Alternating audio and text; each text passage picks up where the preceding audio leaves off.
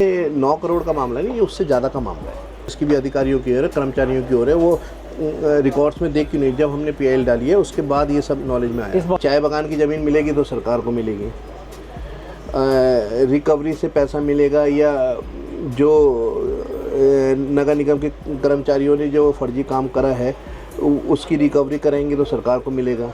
मुझे क्या मिलेगा? बस प्रदेश के मुख्यमंत्री है तो अच्छी बात है, वो धागड़ काम कर रहे हैं तो अच्छी बात है। जय हिंद, जय भारत, जय उत्तराखंड। नमस्कार, मैं अजय नौटियाल भारत न्यूज़ लाइव में आप सबका स्वागत करता हूं। भ्रष्टाचार मुक्त उत्तराखंड बनाने की पहल जारी है, ऐसा धाकड़ धामी सरकार द्वारा कहा जा रहा है। धाकड़ धामी कहते हैं कि भ्रष्टाचार मुक्त उत्तराखंड बनाएंगे और जीरो टॉलरेंस अपनाएंगे। इसके लिए एक एग्जाम्पल भी सेट हुआ है।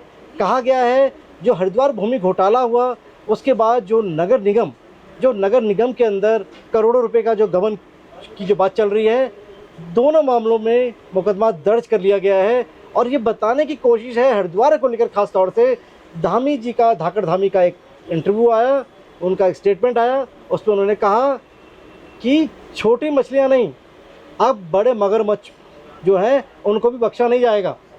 तो अभी हमारे साथ बात करने के लिए हैं विकेश नेगी, जो आरटीआई एक्टिविस्ट हैं, और ये इंटरव्यू इनका लेना बहुत ज़रूरी है क्योंकि जब इन्होंने मांग उठाई है इसकी सज़ा भी इन्होंने पाई है। अभी हमने देखा था कुछ समय पहले जिला बदर कर दिया गया था इन मामले को लेकर, जब इन्होंने करोड़ों रुपए का एक घोटाला उजागर करने की कोशिश की उत्तराखंड में। अब दोबारा से हम इनका इंटरव्यू इसलिए भी ले रहे हैं क्योंकि अभी बात हो रही है देहरादून नगर निगम के घोटाले की, और देहरादून नगर निगम घोटाला जो है उसको उजागर करने में विकेश नेगी की सबसे बड़ी भूमिका है। इनकी आरटीआई पर ही ये मामला इतना आगे पहुंच पाया है कि इस पर सरकार को मुकदमा दर्ज करना पड़ा है। विकेश भाई, सबसे पहले तो स्वागत है आपका। मैंने इतना परिचय आपका दिया, मुझे लगता है कि ये परिचय भी शायद छोटा ही है।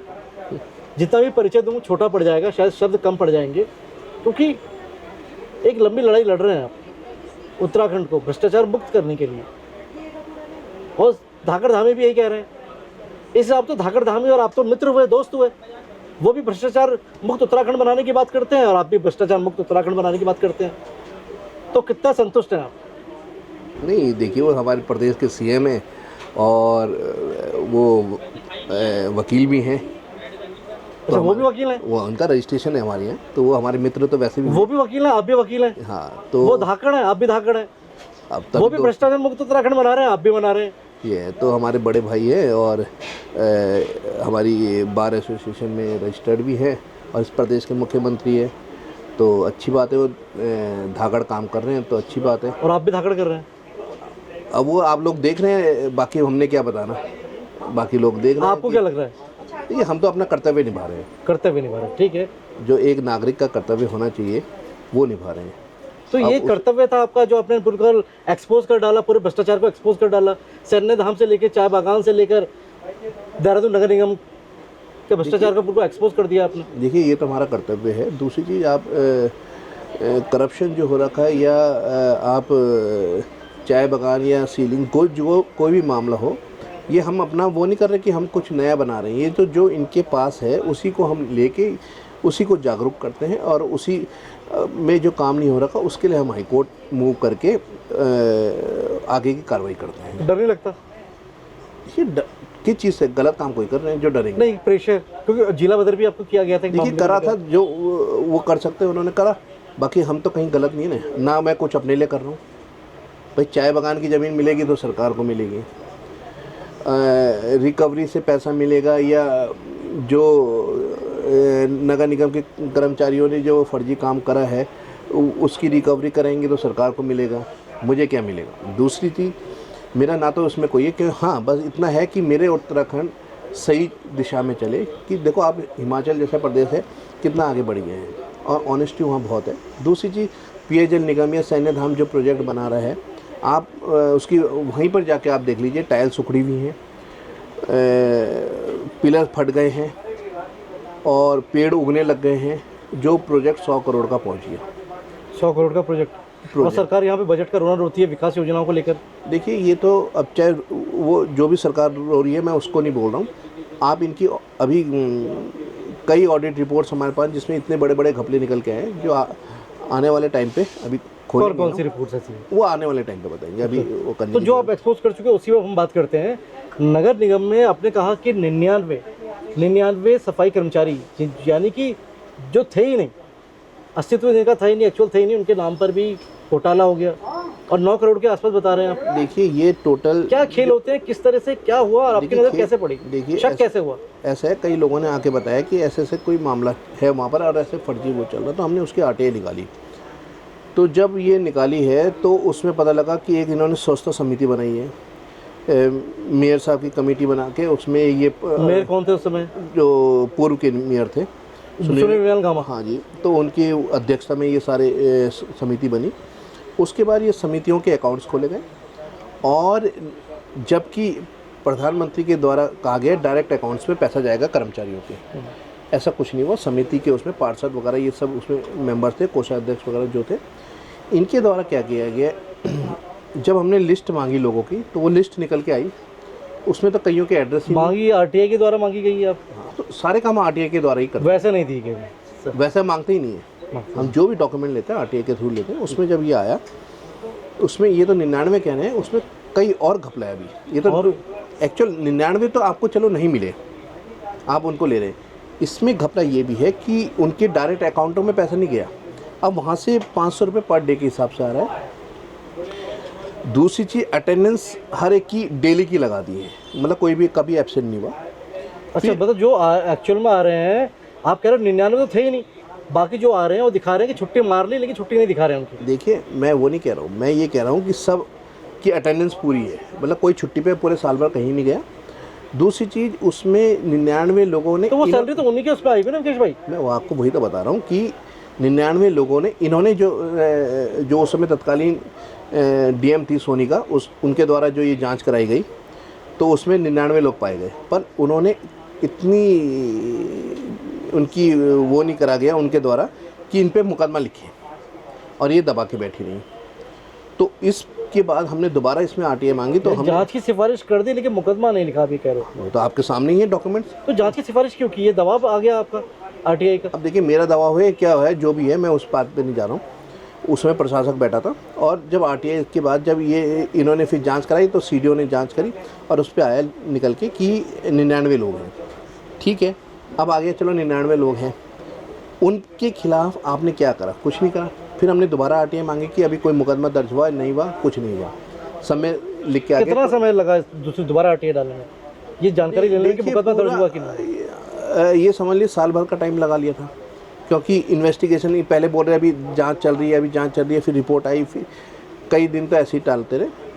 फिर उसके बाद हमने इसमें सारे डॉक्यूमेंट लेके हाई कोर्ट मूव करा और हाई कोर्ट में 18 या 23 तारीख की डेट थी मई की, उसमें हाई कोर्ट ने इनसे रिपोर्ट मांगी। तो इन्होंने रात को 5 तारीख की रात को 9-10 बजे 99 लोगों पे मुकदमा, मतलब 99 लोग जो बताए कि गायब हैं, तो उन्होंने कोषाध्यक्ष, समिति अध्यक्ष वगैरह इन सब पे एक मुकदमा लिख दिया। अब ये है हाई कोर्ट ने 7 जुलाई की इसमें डेट लगाई है और हाई कोर्ट इसमें इनसे रिपोर्ट मांग रहे हैं। तो अब हाई कोर्ट के नॉलेज में सारा कुछ आ गया, तो अब उन्हीं के अनुसार यदा कदा ये मुकदमा दर्ज करने की जरूरत कैसे पड़ी है? क्या बहुत जल्दी में या कोई ऐसा था? 6 तारीख की 6 जून की तारीख थी। हाई कोर्ट ने पूछा था आपने अभी तक क्या करा, तो आनंद फानन में इन्होंने 5 तारीख की रात को मुकदमा दर्ज करा। तो 6 जून को उनको अदालत को जवाब देना पड़ता, जवाब कुछ था नहीं इनके पास, तो इन्होंने मुकदमा दर्ज कर दिया एक दिन पहले। बस वही हुआ, बस ये है। ये खेल होते कैसे हैं? मतलब मैं ये जानना चाह रहा हूँ आपसे, क्योंकि आप आरटीआई एक्टिविस्ट हैं, आप एक वकील भी हैं, आप कई इस तरह के मामले जब देखते होंगे, तो क्या लगता है ये मामला केवल यहीं तक ही सीमित है, या अगर एक्सपोज होता है ये मामला, मुकदमा दर्ज हुआ है, जांच होती है, तो ऐसे ही बहुत सारे मामले उजागर हो सकते हैं?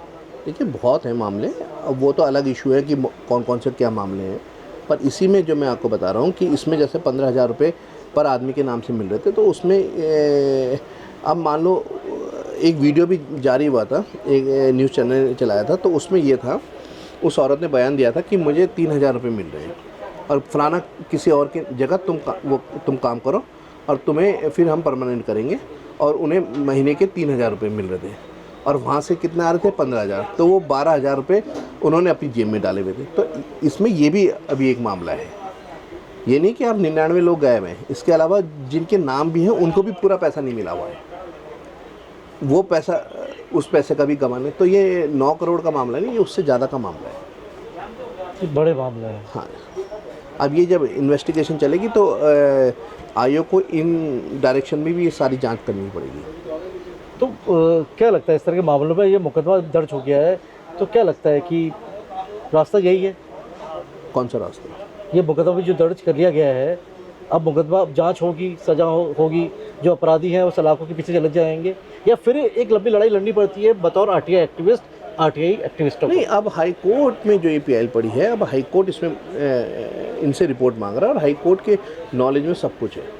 अब हाई कोर्ट उसमें सारा संज्ञान ले रहा है, तो उसमें जांच भी पूरे निष्पक्ष होगी और हाई कोर्ट उसको देखता हुआ सारे आगे की कार्रवाई करेगा। बीच में सैन्य धाम को लेकर भी बड़ी चर्चाएं आजकल हो रही हैं। विपक्ष भी सवाल उठा रहा है, सैन्य धाम जाकर वहाँ के वीडियोस दिखाने की कोशिश हो रही है विपक्ष द्वारा कि देखिए किस तरह की सामग्री लगी है, देखिए किस तरह का निर्माण है यहाँ पर। तो इसको लेकर भी आपने एक आवाज़ अपनी बुलंद की थी, ये बुरा मामला था। देखिए, हमने तो करी थी, पर एक्चुअल क्या है, अब सरकार जो जीरो टॉलरेंस की बात कर रही है, तो उन्होंने किसी पे मुकदमे लिखा, किसी पे कार्रवाई करी? किसी पे भी नहीं करी। अब वहाँ की स्थिति आज भी देख लो जाके, क्या स्थिति है, क्या क्वालिटी लगी है। और उसमें तो कई रिपोर्ट्स और भी आ गई जो हमने अभी मंगाई है, आगे अभी खोलेंगे उसे, उसमें उसी रिपोर्ट में बहुत घपला आ रखा है। क्या मामला था, इन शॉर्ट बता दीजिए। नहीं, इन शॉर्ट आपको मैंने इतना बता दिया, उस रिपोर्ट में भी बहुत घपला आ रखा, उस रिपोर्ट में भी। और जो हमने वो करा था, शिकायत करी थी, तो इन्होंने उस पर भी मुकदमा दर्ज नहीं कराया। हम बाकी अब जीरो टॉलरेंस की सरकार है, अब वो करेगी। यानी ये प्रोजेक्ट कितने का, सैन्य धाम का प्रोजेक्ट कितने का? देखिए 49 करोड़ का था, और पहले 48 का था, फिर उसे 49 करोड़ में दिया था। 1 करोड़ वैसे भी अपना सेंटेंस छोड़ा था उसने, पेयजल निगम ने। उसके बाद ये उतने टाइम पे पूरा नहीं हुआ, और उसके बाद इसको 99 करोड़ के लगभग 50 करोड़ और इसमें लगा दी, तो 99 करोड़ का लगभग 100 करोड़ के लगभग का ये प्रोजेक्ट बन गया। यानी अभी कह रहे हैं कि बजट तो खूब डबल कर दिया, लेकिन जो क्वालिटी थी वो उस तरह के पैरामीटर्स पूरे नहीं हुए। इस पर देखिए, सवाल क्या है, ये आप धरातल में जाके देख लीजिए, अभी रिपेयरिंग का काम फिर चलना शुरू हो गया, वहाँ लीकेज निकल रही है। तो अब जब चल रहा है तो अब क्या बोलें, बाकी सरकार देखेगी, वो मुकदमा अगर वो नहीं करेगी तो हम तो हाई कोर्ट जाएंगे फिर। और विकेश भाई, चाय बागान वाला अपने मामला जो उठाया था, चाय बागान को लेकर क्या डेवलपमेंट है, जनता जानना चाह रही है? डेवलपमेंट है, अभी हाई कोर्ट में पड़ा है, सरकार को किसी भी चीज़ में अपना कब्जा नहीं ले रही है, तो अब क्या कितने का प्रोजेक्ट है ये, कितने का मामला है? ये कितने का मामला है, कई हज़ार बीघा ज़मीन है। तो यहाँ से लेके देहरादून, इधर से लेके विकास नगर तक पूरा चाय बागान, उसमें कई जगह जो ये बन गए तो इनको अपनी कब्जे में लें, जहाँ मकान बन गए उनके ऑर्डर करें सरकार। तो क्या है, चाय बागान की ज़मीन भी क्या कब्जा कर लिया सर? वो उसमें उसका यूज़ चेंज कर दिया, उसको वहाँ कंस्ट्रक्शन हो गए, कई लोगों ने बेच दी है और उसमें मकान बन गए, तो वो हो नहीं सकता है। मतलब इलीगल कंस्ट्रक्शन वहाँ पे हो गई है, और ये सब सरकार की शरण में ही हो रहा है, आप ये कह रहे हैं? सरकार की हो रहा है या ब्यूरोक्रेट्स की हो रहा है, जिसकी भी अधिकारियों की हो रहा है, कर्मचारियों की हो रहा है, वो रिकॉर्ड्स में देख के नहीं, जब हमने पीआईएल डाली है उसके बाद ये सब नॉलेज में आया। इस मामले में सुनवाई कब है चाय बागान में? आज ही है। आज ही है जी। ये थे हमारे साथ विकेश नेगी, जो भ्रष्टाचार को लेकर अपनी आवाज़ उठाते रहते हैं। कई बार सरकार से सीधा सीधा टकरा भी जाते हैं, और कई बार सरकार की नज़र में कई बार चुपते भी हैं। बड़े बड़े कैबिनेट मंत्री भी इनके निशाने पे रहते हैं, क्योंकि जब मुद्दा भ्रष्टाचार का होता है तो किसी को बख्शते नहीं हैं। मुद्दा जब भ्रष्टाचार का हो, किसी को बख्शते नहीं हैं। और यही एक कारण है कि विकेश नेगी की चर्चा, जब भी कोई भ्रष्टाचार के मामले जब एक्सपोज होने की होती है तो विकेश नेगी की चर्चा भी ज़रूर होती है। इसलिए हम यहाँ पहुँचे और हमने जानने की कोशिश की, क्योंकि एक श्रेय बनता है विकेश नेगी को भी, जो देहरादून नगर निगम का जो पूरा मामला, जो करोड़ों के गबन का जो मामला बताया जा रहा है, जो एक्सपोज हुआ है और जिस पर कहीं ना कहीं मुकदमा लिखने को बाध्य हुई है। लेकिन बड़े सवाल आज भी वही हैं कि छोटी मछलियाँ तो न गई, क्या बड़े मगरमच्छों पर भी शिकंजा कसा जाएगा? ये तो शायद विकेश नेगी और मुख्यमंत्री पुष्कर सिंह धामी से बेहतर कोई नहीं बता सकता, क्योंकि दोनों ही धाकड़ भी हैं, दोनों ही वकील भी हैं, और दोनों ही अपने क्षेत्र में बेहतर कार्य भी कर रहे हैं। लेकिन बस कमी एक है कि एक जीरो टॉलरेंस भ्रष्टाचार मुक्त उत्तराखंड बनाने के लिए जो नंबर डायल दिया गया है, नंबर क्या है विकेश भाई बता दीजिए? उसका 1094 है। 1094 जो सरकार द्वारा जारी किया गया है कि भ्रष्टाचार की कोई भी शिकायत हो वो 1094 पे आप डायल कीजिए, हल मिल जाएगा। मुख्यमंत्री का पोर्टल ही बना हुआ है, आप सीधा वहाँ भी शिकायत दर्ज करा सकते हैं। लेकिन जनता का यही कहना है कि वहाँ पर कुछ हो नहीं रहा है। जब कुछ होता नहीं है तो कहीं ना कहीं बड़े मामलों को उजागर करने के लिए बड़े कदम उठाने पड़ते हैं। मैं भारत न्यूज़ लाइव के लिए कैमरा पर्सन शिववर्धन सिंह के साथ अजय नौटियाल। भारत न्यूज़ लाइव से जुड़ने के लिए इसे लाइक, सब्सक्राइब और बेल आइकन दबाएं।